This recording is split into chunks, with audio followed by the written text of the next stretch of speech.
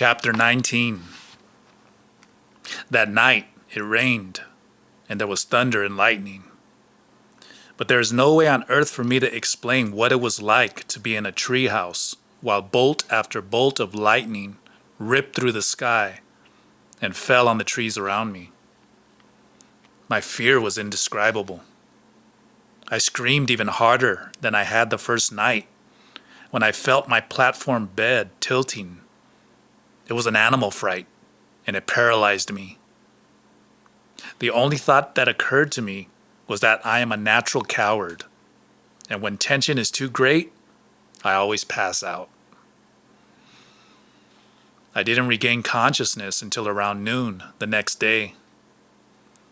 When I let myself down, I found Emilito waiting for me, sitting on a low branch with his feet nearly touching the ground. "You look like a bat from hell," he commented. "What happened to you last night?" "I nearly died of fright," I said. I wasn't going to pretend toughness or play at being in control. I felt like I must have looked like a living rag. I said to him that for the first time in my life, I had commiserated with soldiers in battle. I had felt the same fear they must experience when bombs explode all around them. "I disagree," he said. "Your fear last night was even more intense. Whatever was shooting at you wasn't human. So at the level of the double, it was a gigantic fear." "Please, Emilito, explain to me what you mean by that." "Your double is about to become aware. So under conditions of stress, like last night, it becomes partially aware, but also totally frightened. It's not used to perceiving the world. Your body and your mind are accustomed to it, but your double isn't." I wasn't certain that if I had been prepared for the storm, I would have relaxed. And if my fear and my thoughts about it hadn't interfered, some force inside me would have come completely out of my body and perhaps might have even stood up, moved around, or come down from the tree. What frightened me the most was the sensation of being cooped up, trapped inside my body.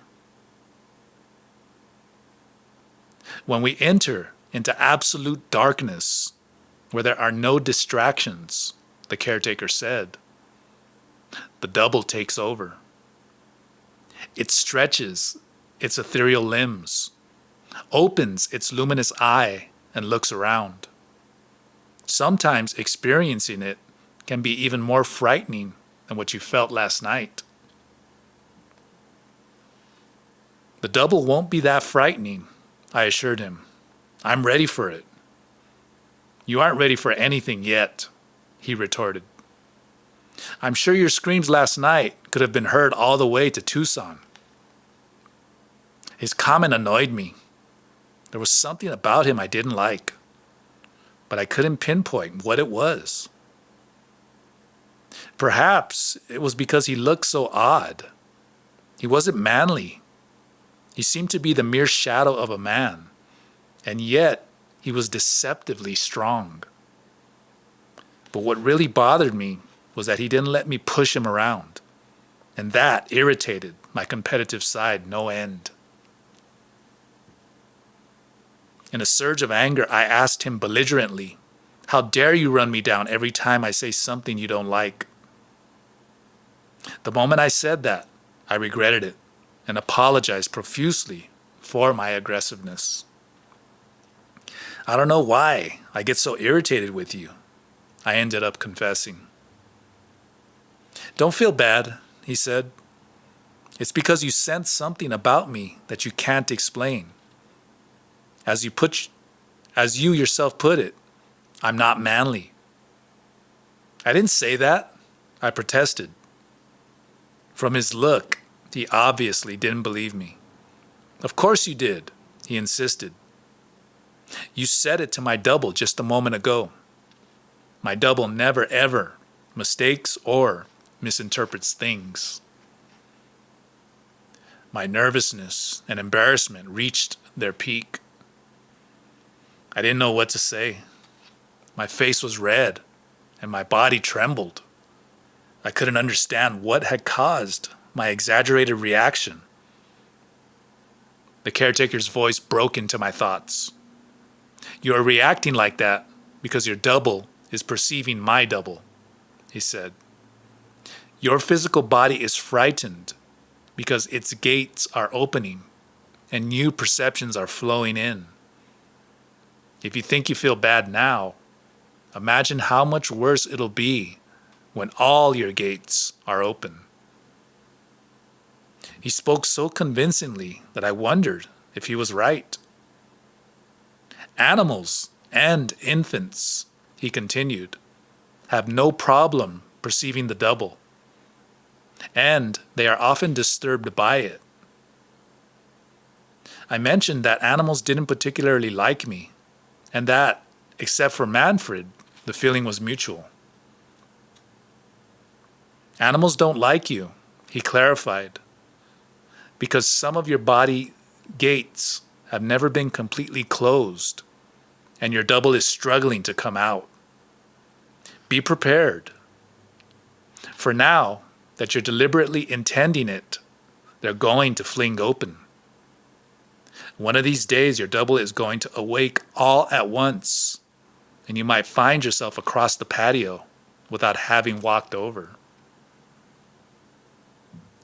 I had to laugh, mostly out of nervousness, and at the absurdity of what he was suggesting. And what about children, especially infants? He asked. Don't they holler when you pick them up? They usually did, but I didn't tell the caretaker. Babies like me, I lied, knowing too well that the few times I had been around infants, they had begun to cry as soon as I came near them. I had always told myself that it was because I lacked a maternal instinct. The caretaker shook his head in disbelief. I challenged him to explain how animals and infants could sense the double when I didn't know it existed myself. In fact, until Clara and the Nahual told me about it, I had never heard of such a thing, nor had I ever met anyone who knew about it. He rebuffed me, saying that what animals and infants sense has nothing to do with knowing, but with the fact that they have the equipment to sense it, their open gates. He added that those gates are permanently receptive in animals, but that human beings close theirs as soon as they begin to talk and think, and their rational side takes over. Thus far, I had given the caretaker my full attention because Clara had told me that no matter who might be talking to me, and no matter what he might be saying, the exercise is to listen. But the more I listened to Emilito, the more annoyed I became, until I found myself in the throes of a bona fide rage. I don't believe any of this, I said. Why do you say that you're my teacher anyway? You still haven't made that clear. The caretaker laughed. I certainly didn't volunteer for the post, he said. Then who appointed you? After a thoughtful pause, he said, it's a long chain of circumstances. The first link of this chain was set when the Nahual found you naked with your legs up in the air. He burst out laughing with a shrill bird-like sound. I resented immensely his insulting sense of humor. Get to the point, Emilito, and tell me what's going on, I yelled. I'm sorry. I thought you'd enjoy an account of your doings, but I see I was wrong. We, on the other hand, have enjoyed ourselves immensely with your antics. For years we have laughed at the tribulations and hardships John Michael Abelar inherited because he walked into the wrong room and found a naked girl, when all he wanted to do was to piss. He doubled up laughing. I didn't see the humor of it. My fury was so gigantic that I wanted to lash out at him with a few punches and well-placed kicks. He looked at me and moved back, undoubtedly sensing I was about to explode. Don't you find it hilarious that John Michael had to go through hell with the problem he inherited just because he wanted to piss? The Nawal and I have that in common. Whereas I only found a half-dead puppy, he found a completely crazed girl. And we both are responsible for them for the rest of our lives. Seeing what happened to us, the members of our party got so scared that they vowed never to take another leak again before they checked and rechecked the place. He burst out laughing so hard he had to pace back and forth to keep from choking. Seeing that I wasn't even smiling, he quieted down. Well, let's continue then, he said, composing himself. Once the first link was cast, when he found you with your legs up, it was the Nawal's duty to mark you, which he promptly did. Then he had to keep track of you. He used Clara and Nelida to help him. The first time he and Nelida came to visit you was the summer you had graduated from high school and worked as a camp counselor in a mountain resort. Is it true that he found me through an energy channel? I asked, trying not to sound patronizing. Absolutely. He marked your double with some of his energy so he could follow your movements, he said. I don't remember ever seeing him, I said. That's because you always believed you were having reoccurring dreams. But the two of them actually came to see you in the flesh. They continued to visit you many times over the years, especially Nelida. Then, when you came to live in Arizona, following her suggestions, all of us had a chance to visit you. Wait a minute, this is getting too bizarre. How could I follow her suggestion when I don't even remember meeting her? Believe me, she kept telling you to live in Arizona, and you did. But of course you thought you were deciding it yourself. As the caretaker talked, my mind flashed back to that period of my life. I remembered thinking that Arizona was the place where I should be. I did the Southern Horizon gazing technique to decide where to get a job and received the strongest feeling that I should head for Tucson. I even had a dream in which someone was telling me I should work in a bookstore. I wasn't fond of books, and it was odd that I should be working with them. But when I got to Tucson, I went directly to a bookstore with a help wanted sign. I took the job, typing up order forms, working the cash register, and shelving books. Whoever came to see you, Emilita went on, always pulled your double. So you only have a vague, dreamlike memory of us, with the exception of Nelida. You know her as you know the back of your hand.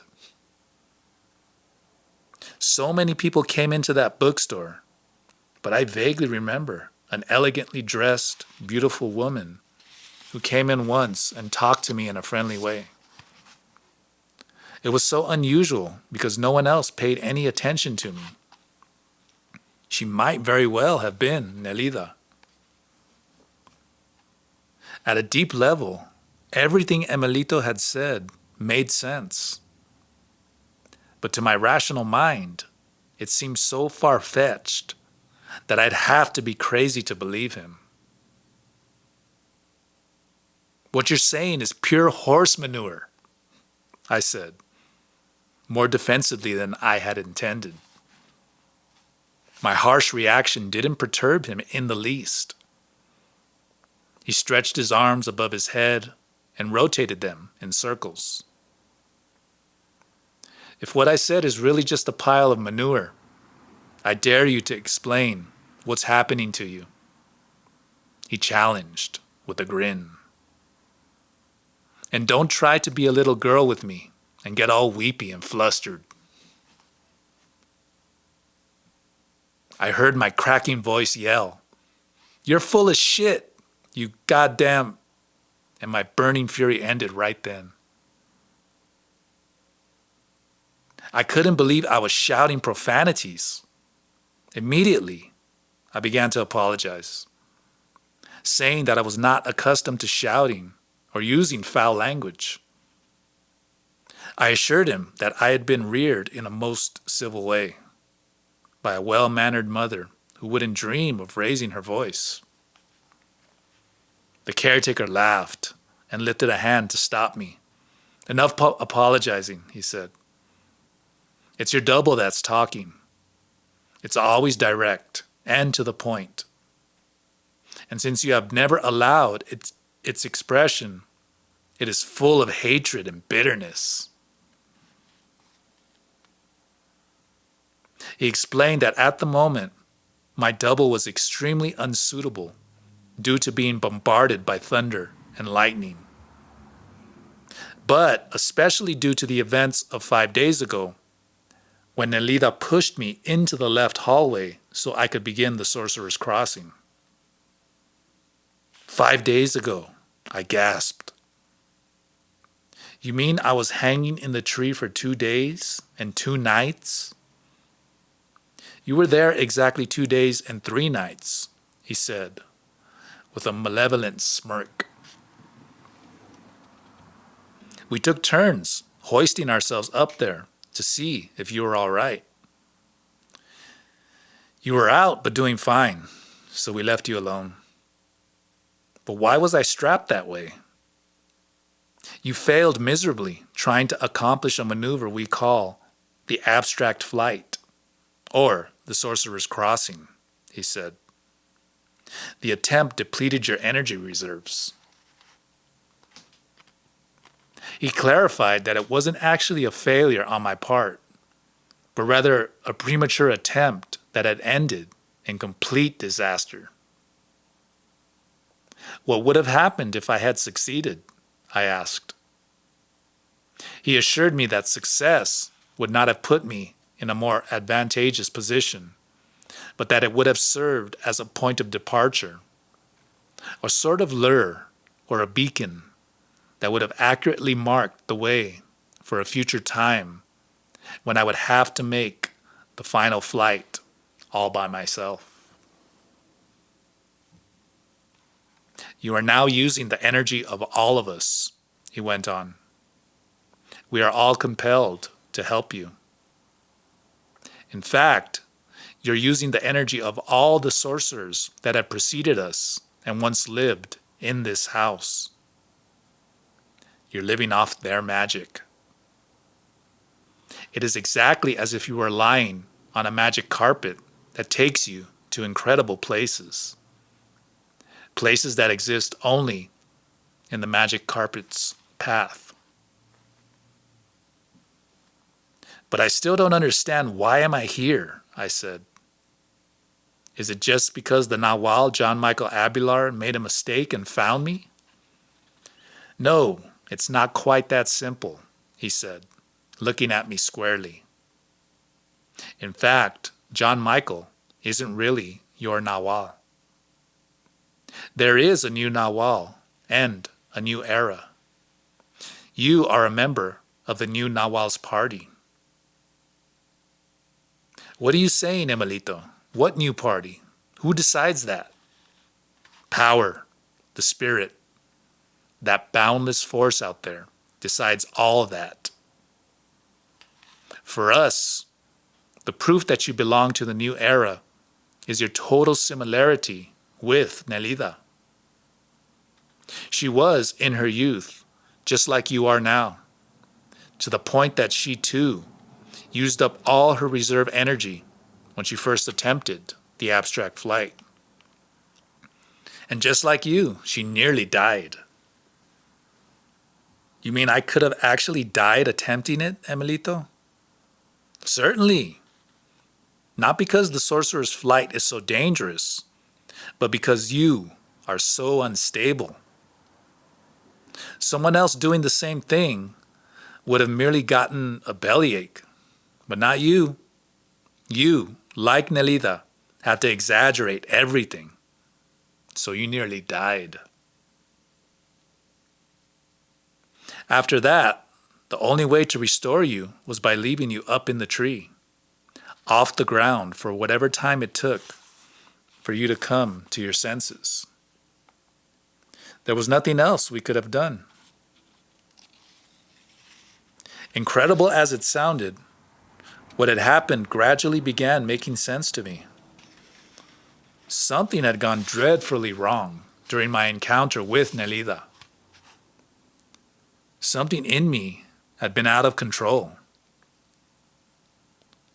I let you drink from my intent gourd yesterday to find out if your double is still unstable, Emilito explained. It is.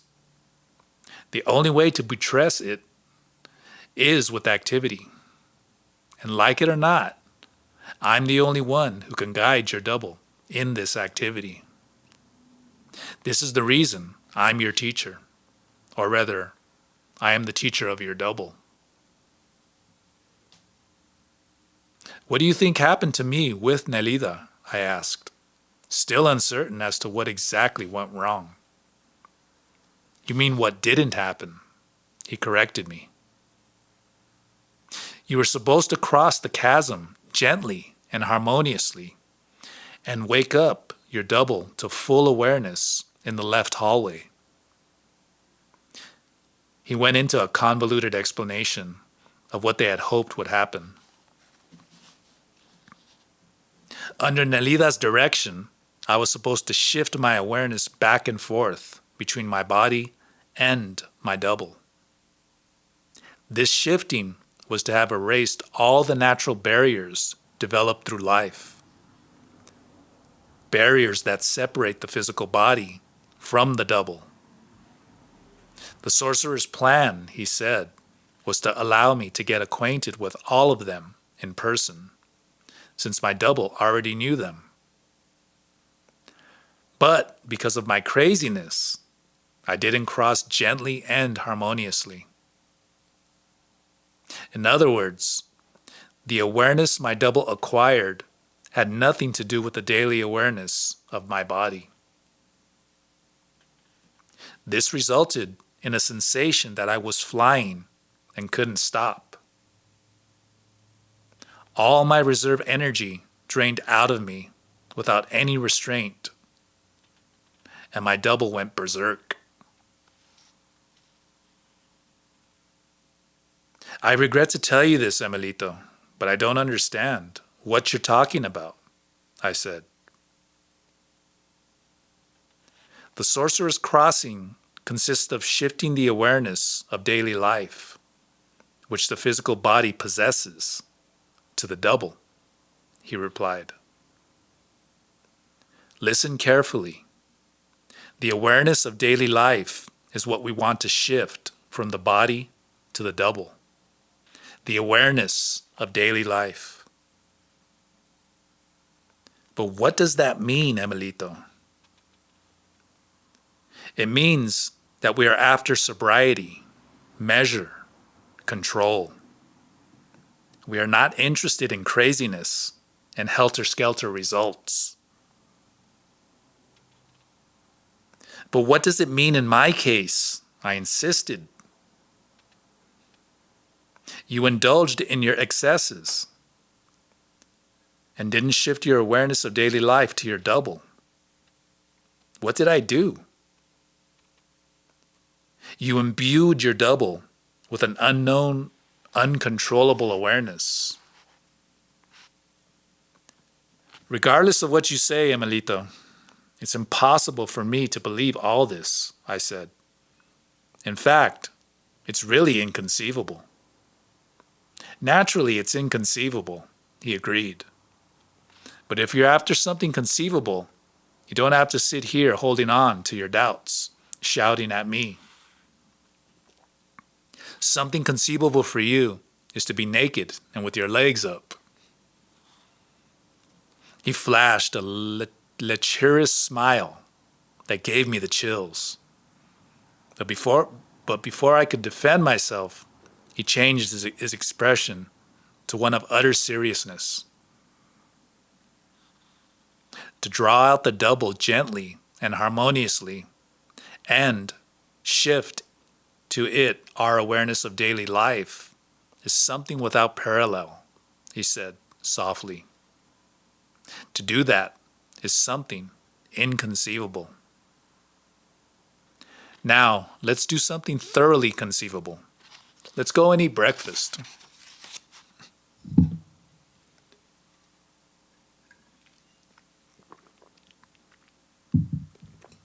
Chapter 20. My third night in the treehouse was like camping out. I simply slipped into the sleeping bag, fell into a sound sleep, and woke up at dawn. Lowering myself down was easier too. I had gotten the knack of moving the ropes and pulleys without straining my back and shoulders. This is the last day of your transition phase, Emilito announced after we had eaten breakfast. You have much work to do, but you're fairly industrious, so it won't be too difficult. What do you mean by a transition phase? Yours is a 6-day transition from the last time you talked to Clara till now. Don't forget, you have spent 6 nights in the tree, 3 of which you were unconscious. The other 3 you were aware. Sorcerers always count events in sets of 3s. Do I also have to do things in sets of 3s? I asked. Certainly. You're Nelida's heir, aren't you? You're the continuation of her line. He gave me a sly grin and added, but for now, you have to do whatever I do. Remember, for however long it takes, I'm your guide. Hearing Emilito say that made me swallow hard. Whereas I had felt a twitch of pride whenever Nelida included me with her in any of her statements. I didn't like it one bit when the caretaker joined me with him. Noticing my discomfort, he assured me that forces beyond anyone's control had placed us together to fulfill a specific task. Therefore, we had to abide by the rule, for that was the way things were done in his sorcery tradition. Clara prepared your physical side by teaching you to recapitulate, and loosened your gates with the sorcery passes, he explained. My job is to help solidify your double, and then teach it stalking. He assured me that no one else could teach me how to stalk with the double except himself. Can you explain what stalking with the double is? I asked. Of course I can. But it wouldn't be wise to talk about it, because stalking means doing, not talking about doing. Besides, you already know what it means, since you've done it. Where and when have I done it? The first night you slept in the treehouse, Emilito said. When you were about to die of fright. On that occasion, your reason was at a loss, as to how to handle the situation. So circumstances forced you to depend on your double.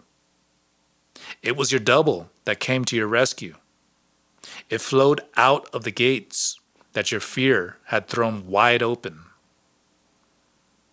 I call that stalking with the double. The Nawal and Nelida are the masters of the double, and they'll give you the finishing touches, he went on, provided I do the rough work.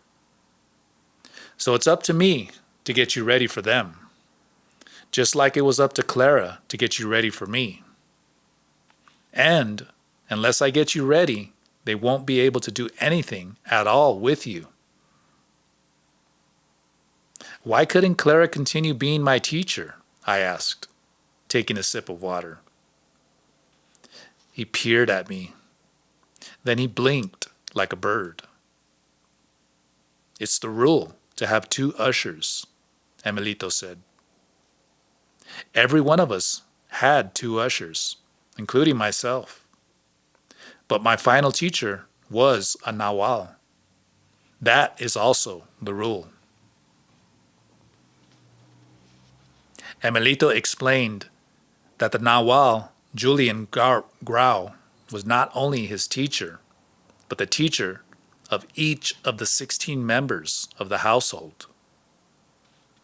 The Nawal Julian, together with his own teacher, another Nawal by the name of Elias Abelar, had found each of them one by one and helped them on their way to freedom. Why is it that the names Grau and Abelar keep on reoccurring? Those are power names, Emilito explained. Every generation of sorcerers uses them. And every Nawal's name follows an alternate generation rule. Alternate generation rule. That means that John Michael Abelar inherited the name from Elias Abelar. But the new Nawal, the one that will come after John Michael Abelar, will inherit the name Grau from Julian Grau. That's the rule for the Nawals. Why didn't Elida say that I am an Abelar? Because you are just like her. And the rule says that you will inherit her last name or her first name. Or if you wish, you can inherit both names. She herself inherited both names from her predecessors. Who decided on that rule? And why have it in the first place? I asked. The rule is a code by which sorcerers live to keep from becoming arbitrary or whimsical. They have to adhere to the precepts set up for them because they were made by the Spirit itself. This is what I was told, and I have no reason to doubt it. Emilito said that his other teacher was a woman named Talia. He described her as the most exquisite woman anyone could ever imagine existing on this earth. I think Nelida is the most exquisite being, I blurted out, but stopped myself from saying more. Otherwise, I would have sounded just like Emilito, totally overcome with absolute devotion. Emilito leaned across the kitchen table and with the air of a conspirator about to reveal a secret said, I agree with you, but wait until Nelida really gets a hold of you. Then you'll love her as if there's no tomorrow. His words didn't surprise me, for he had correctly assessed something I already felt. I loved Nelida, as if I had known her forever, as if she were the mother I never really had. I told him that she was to me the kindest, most beautiful, and impeccable being I had ever encountered. In spite of the fact that until a few days ago, I didn't even know she existed. But of course you knew her, Emilito protested. Every one of us came to see you and Nelida. So, saw you more often than anyone. Every one of us came to see you and Nelida, saw you more often than anyone. When you came with Clara, Nelida had taught you endless things already. What do you think she's taught me? I asked, uneasily. He scratched the top of his head for a moment. She taught you, for example, to call your double for advice, he said. You say that I did that my first night in the treehouse, but I don't know what I did. Of course you do. You've always done it. What about your technique of relaxing and looking at the southern horizon to ask for advice? The moment he said this, something cleared in my mind. I had completely forgotten about some dreams I had had over the years, in which a beautiful, mysterious lady used to talk to me and leave gifts for me on my bedside table. Once I dreamt that she left an opal ring, and another time a gold bracelet with a tiny heart charm.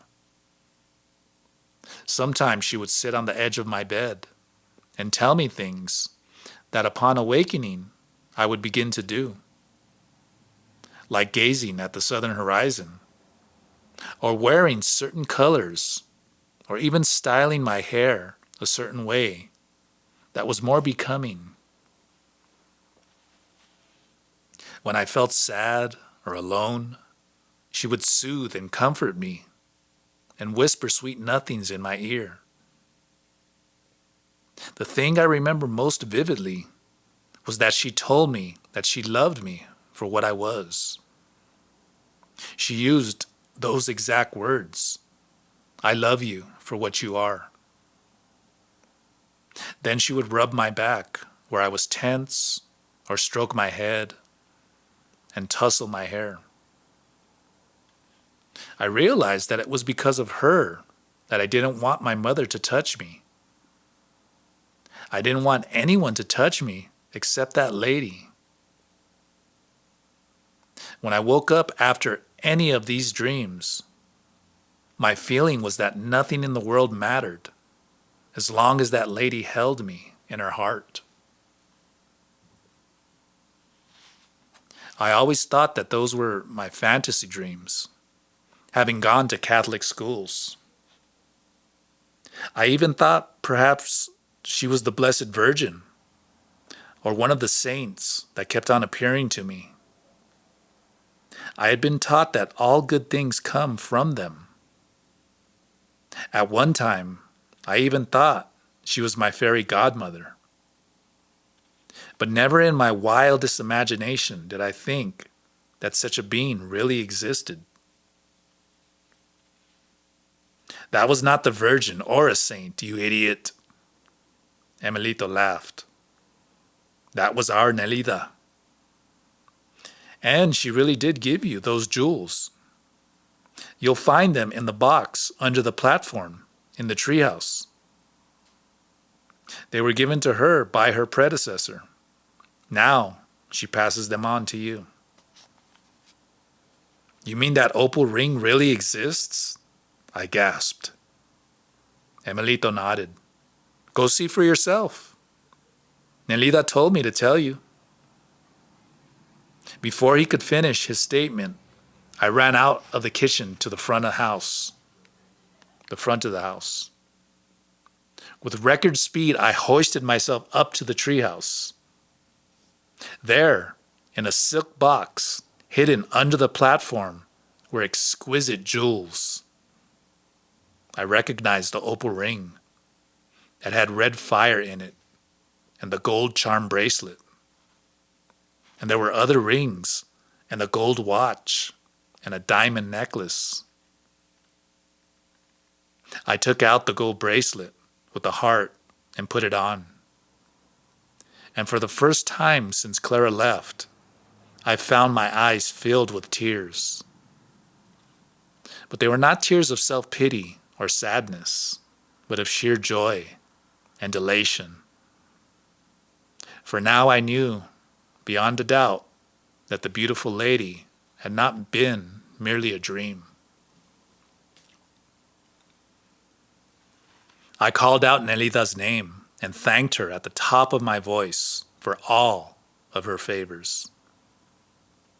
I promised to change, to be different, and do whatever Emilito told me. Anything, as long as I could see and talk to her again. When I let myself down, I found Emilito standing by the door in the kitchen. I showed him the bracelet and rings and asked him how it was possible for me to have seen the same jewels years ago in my dreams. Sorcerers are extremely mysterious beings, Emilito said, because most of the time they act from the energy of their double. Nelida is a great stalker. She stalks in dreams. Her power is so unique that she can not only transport herself, but bring things with her. That's how she could visit you. And that's why her name is Abelar. Abelar to us means stalker. And Grau means dreamer. All the sorcerers in this house are either dreamers or stalkers. Oh, what's the difference, Emilito? Stalkers plan and act out their plans. They connive and invent and change things, whether they are awake or in dreams. Dreamers move onward without any plan or thought. They jump into the reality of the world or into the reality of dreams. All this is incomprehensible to me, Emilito, I said, examining the opal ring in the light. I'm guiding you, so it will become comprehensible, Emilito replied. And to help me guide you, you must do what I tell you. Everything I will say, do, or recommend that you do is either the exact replica of what my two teachers told me, or it is something patterned on what they said. He leaned closer to me. You may not believe this, he whispered, but you and I are basically alike. In what way, Emilito? We are both a bit insane, he said, with the most serious face. Pay close attention and remember this. In order for you and me to be sane, we have to work like demons at balancing. Not the body or the mind, but the double. I saw no point in arguing or agreeing with him. But as I sat down at the kitchen table again, I asked him, how can we be sure that we're balancing the double? By opening our gates, he replied. The first gate is in the sole of the foot, at the base of the big toe. He reached under the table and grabbed my left foot. And in one incredibly swift maneuver, he removed my shoe and sock. Then, using his index finger and thumb as a vice, he pressed the round protuberances of my big toe at the sole of my foot and the toe joint at the top of my foot. The sharp pain and the surprise made me scream. I yanked my foot away so forcefully that I bumped my knee on the underside of the table. I stood up and yelled, "What the hell do you think you're doing?" He ignored my angry outburst and said, "I'm pointing out the gates to you according to the rule, so pay close attention." He stood up and moved around to my side. The second gate is the area that includes the calves and the inner part of the knee, he said, bending over and stroking my legs. The third is at the sexual organs and tailbone. Before I could move away, he slid his warm hands into my crotch and lifted me up a bit as he gave me a firm squeeze. I fought him off, but he grabbed my lower back. The fourth and the most important is the area of my kidneys, he said, unconcerned with my vexation. He pushed me down on the bench again. He moved his hands up my back. I cringed, but for Nelida's sake, I let him. The fifth point is in between the shoulder blades, he said. The sixth is at the base of the skull. And the seventh is at the crown of the head. To isolate the last point, his knuckles descended hard on the very top of my head. He moved back to his side of the table and sat down. If our first or second centers are open, we transmit a certain kind of force that people may find intolerable, he went on. On the other hand, if the third and fourth gates are not as closed as they are supposed to be, we transmit a certain force that people will find most appealing. I knew for a fact that the caretaker's lower centers were wide open because I found him as obnoxious and intolerable as anyone could be. Half jokingly, and partly out of guilt for feeling the way I did toward him, I admitted that people didn't take me so easily. I had always thought it was a lack of social grace, for which I felt I had to compensate by being extra accommodating. It's only natural, he said, agreeing. You have had the gates in your feet and calves partially open all your life. Another consequence of those lower centers being open is that you have trouble walking. Wait just a moment, I said.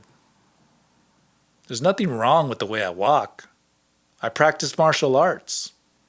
Clara told me that I move smoothly and gracefully. At that, he burst out laughing. You can practice whatever you please, he retorted.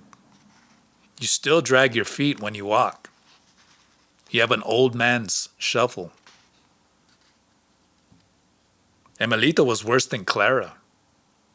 At least she had the grace to laugh with me, not at me. He had absolutely no sympathy for my feelings. He picked on me the way older children pick on younger, weaker ones who have no defenses. You're not offended, are you? He asked, peering at me. Me offended? Of course not. I was seething. Good. Clara assured me that you have rid yourself of most of your self-pity and self-importance through your recapitulation. Recapitulating your life, especially your sex life, has loosened some of your gates even more. The cracking sound you hear at the back of your neck is the moment when your right and left sides have separated. This leaves a gap directly in the middle of your body where the energy rises to the neck, the place where the sound is heard. To hear that pop means that your double is about to become aware. What should I do when I hear it?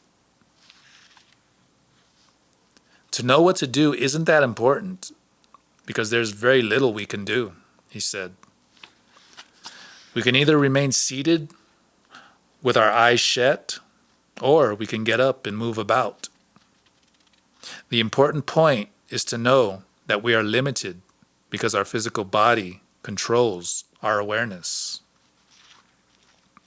But if we can turn it around so that our double controls our awareness, we can do practically anything we can imagine. He stood up and came toward me. Now, you're not going to trick me into talking about things the way you did Clara and Nelida, he said. You can only learn about the double by doing. And I'm talking to you because your transition phase hasn't ended yet.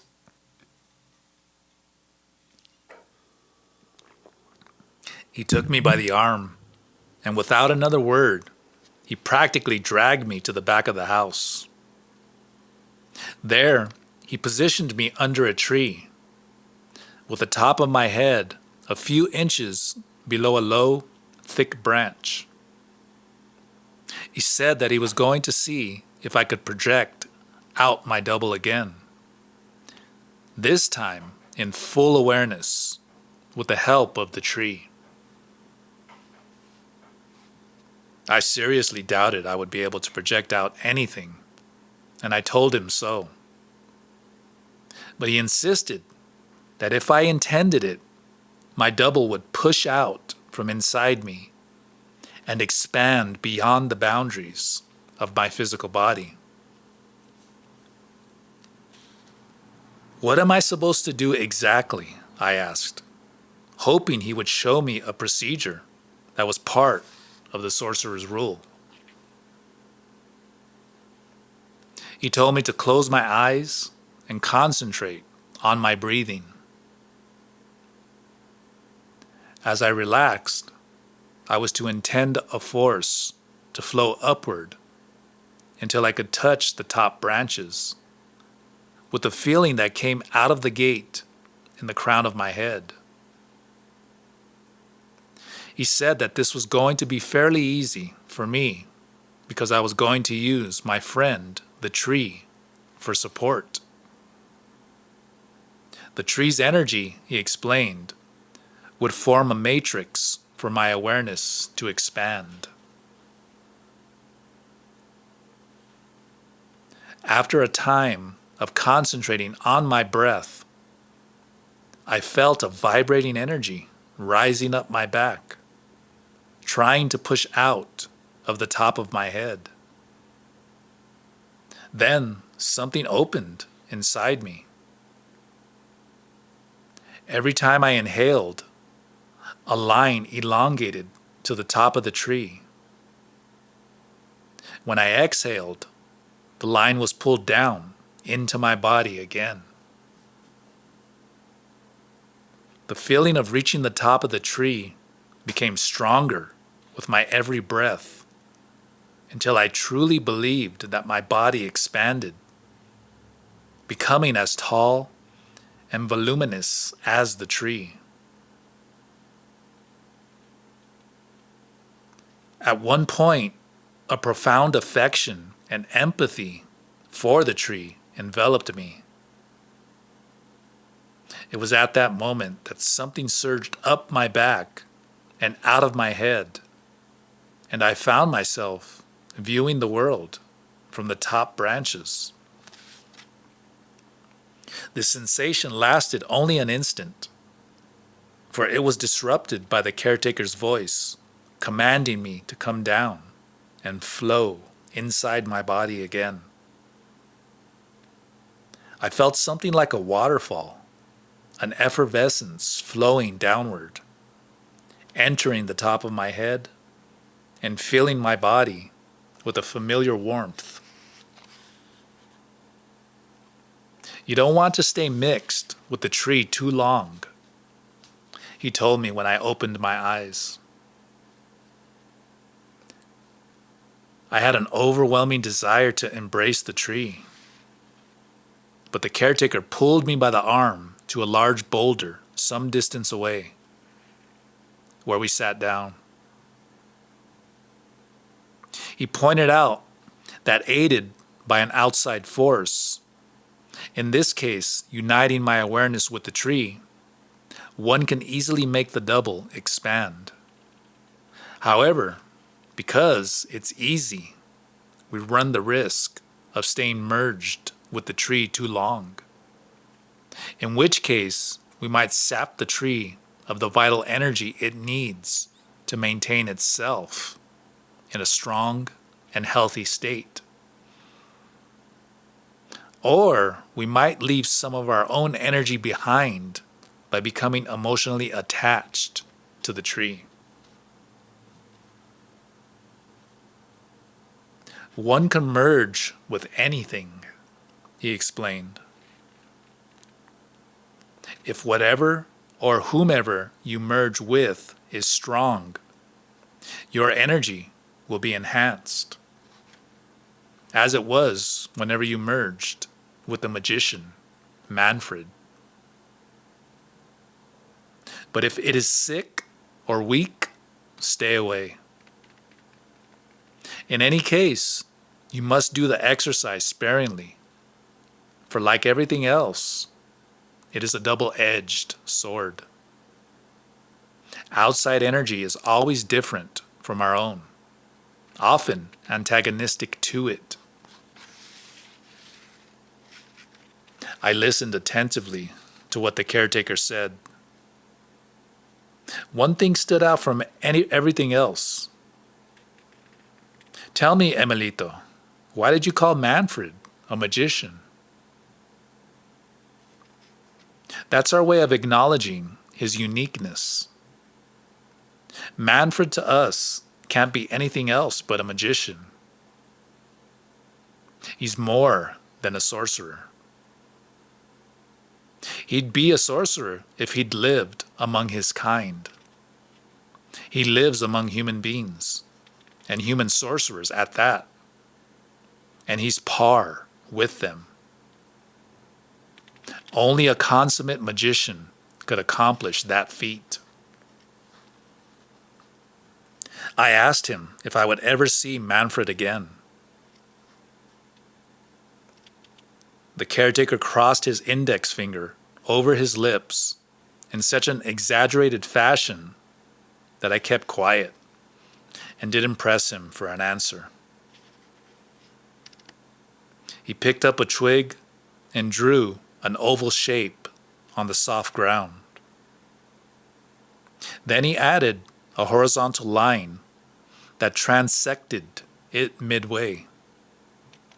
Pointing to the two partitions, he explained that the double is divided into a lower and an upper section, which corresponds roughly in the physical body to the abdomen and chest cavities. Two different currents of energy circulate in these two sections. In the lower one circulates the original energy we had while still in the womb. In the upper section circulates the thought energy. This energy enters the body at birth with the first breath. He said that thought energy is enhanced by experience and rises upward into the head. The original energy sinks down into the genital area. Usually in life, these two energies become separated in the double, causing weaknesses and unbalance in the physical body. He drew another line, this time down the center of the elliptical shape, dividing it lengthwise into two, which he stated corresponds to the right and left sides of the body. These two sides also have two specific patterns of energy circulation. In the right side, energy circulates up on the frontal part of the double and down on the back of it. On the left side, energy circulates down on the frontal part of the double and up on the back. He explained that the error many people make when trying to seek the double is to apply to it the rules of the physical body, training it, for example, as if it were made of muscle and bone. He assured me that there is no way to condition the double through physical exercises. The easiest way to resolve this problem is to separate the two, the caretaker explained. Only when they are undeniably separate can awareness flow from one to the other. That is what sorcerers do. So they can disperse with the nonsense of rituals, incantations, and elaborate breathing techniques that are supposed to unify them. But what about the breaths and sorcery passes that Clara taught me? Are they nonsense too? No. She taught you only things that would help you separate your body and your double. Therefore, they are all useful for our purpose. He said that perhaps our greatest human fallacy is to believe that our health and well-being is in the realm of the body, when in essence, the control of our lives is in the realm of the double. This fallacy stems from the fact that the body controls our awareness. He added that ordinarily our awareness is placed on the energy that circulates in the right side of the double, which results in our ability to think and reason and be effective in dealing with ideas and people.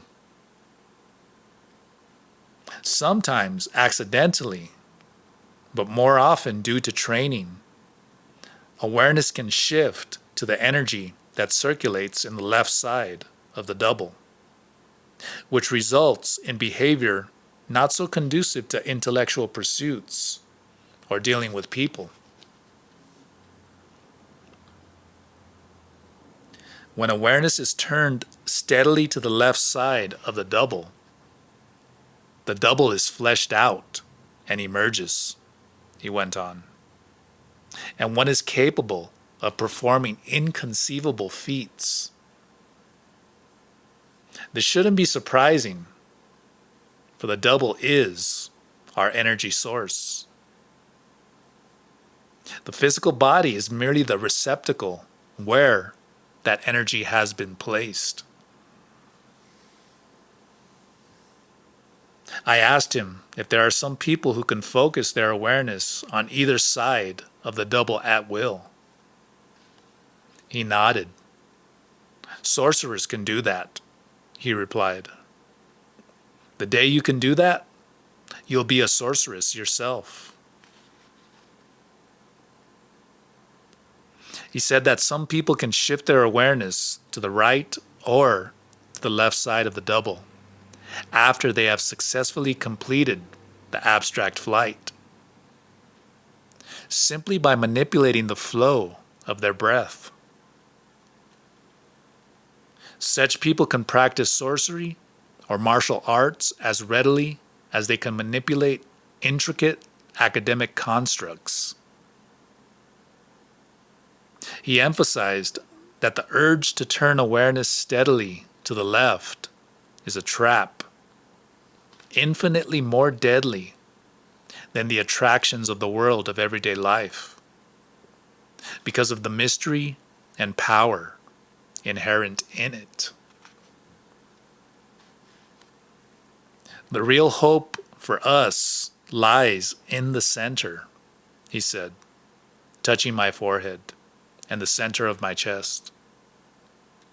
For in the wall that divides the two sides of the double is a hidden door that opens into a third, thin, secret compartment.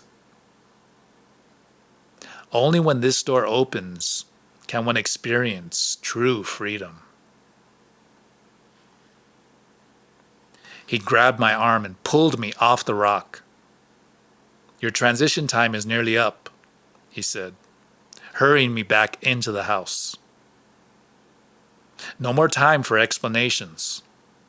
We'll leave the transition phase behind us with one hell of a bang. Come, let's go to my room.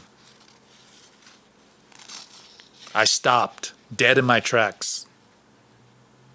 I was no longer merely ill at ease. I felt threatened. No matter how eccentric Emilito might be, and no matter how much he talked about the ethereal double, he was still a male. And the memory of his hand grasping my private parts in the kitchen was much too vivid. I knew that it hadn't been an impersonal touch merely for the purpose of demonstration. Either I had clearly sensed his lust when he touched me. The caretaker peered at me with cold eyes. What the hell do you mean that you sensed my lust when I touched you? I could only stare back at him with my mouth gasping. He had voiced my thought verbatim. A surge of shame went through me, accompanied by a cold shiver that spread over my entire body. I blurted out some lame apologies. I told him that I used to fantasize that I was so beautiful that all men found me irresistible. To recapitulate means to burn all that, he said. You haven't done a thorough job. This, no doubt, is the reason you cracked while attempting the Sorcerers' Crossing. He turned around and walked away from the house. It's not time yet to show you what I had in mind, he said. No. You need to do much more work to clean up your act. Much more. And from now on, you'll have to be twice as careful too. You'll have to run twice as hard, for you can't afford any more slip-ups.